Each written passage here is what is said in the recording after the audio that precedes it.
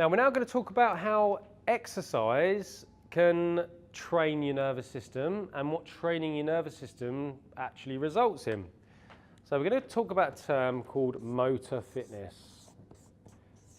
Very important term, particularly if you play sport or you do anything to a high level, any kind of skill or activity to a high level. So our motor fitness is comprised of lots of different skill-related components of fitness. Now, one of those is power. So just briefly, power is strength, but strength and speed. So it's been able to produce a lot of strength over a very, very short space of time.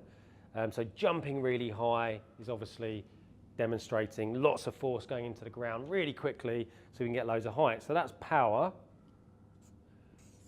We've also got agility, which can be described in different ways. It could be successive continuous power movements very, very quickly. So, you know, like a triple jump, 3 big jumps would be agility, you know, mixed with some power.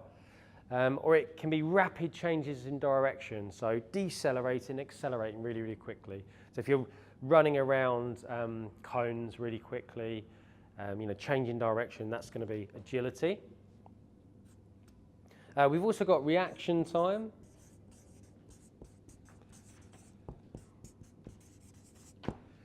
So obviously responding to a stimulus very, very quickly is all about reaction time. Boxers, they have great reaction time when it comes to fists coming to their head, you know, slipping out the way of a fist.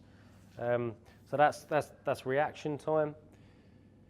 We've also got coordination.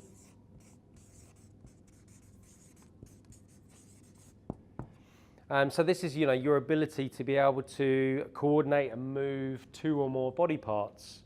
And, you know, with all these things, they're very specific to an activity, and particularly these two.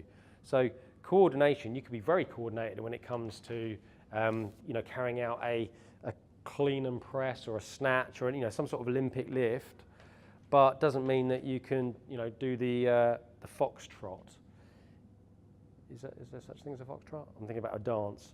But anyway, it just means that, you know, just because you have good coordination doesn't mean it carries over into everything. It's very, very specific. Same as reaction time. Just because you can slip out the way of a punch coming to your head doesn't mean you can react to a table tennis ball. So it's stimulus specific. We've also got balance. So this is the ability to be able to stabilize and control the body, whether it's stationary or moving, which, you know, could be in any number of different situations. You know, gymnasts, I think of obviously on the beams, and you know, even a kickboxer when he's doing a roundhouse, having to balance on one leg. And then last of all, we've got speed. Now, speed is all about quickness of movement. You know, so you could have fast hands of a boxer, or it could be referring to, you know, a runner, whether you're going for, you know, how quickly you can go from A to B. That could be over 20 yards, 40 yards, 50 yards, 100 meters. That is speed. Now, the reason this is linked to the nervous system is because the improvements in these generally come from adaptations to the nervous system. So being able to transmit electrical impulses to the body much, much quicker, you know, your senses, receiving information, knowing what that information is very, very quickly, making the decision and that analysing it, integrating very, very quickly, and transmitting the chemical impulse through the motor neurons, that gets quicker. You know, a lot of this stuff becomes unconscious over time. So if you keep practicing running 40 yards as quickly as you can, your nervous system will find a way to get quicker. If you keep trying to evade a punch coming to your head, your nervous system will find a way to get quicker. So when you're practicing your motor skills and your motor fitness, it's all about rehearsal and practice. You're not working to fatigue and killing ourselves like we might do in the gym normally, running to exhaustion. It's about good, focused practice, you know, and resting in between. and enjoying it too. The more you enjoy practicing these things, the better you're going to get.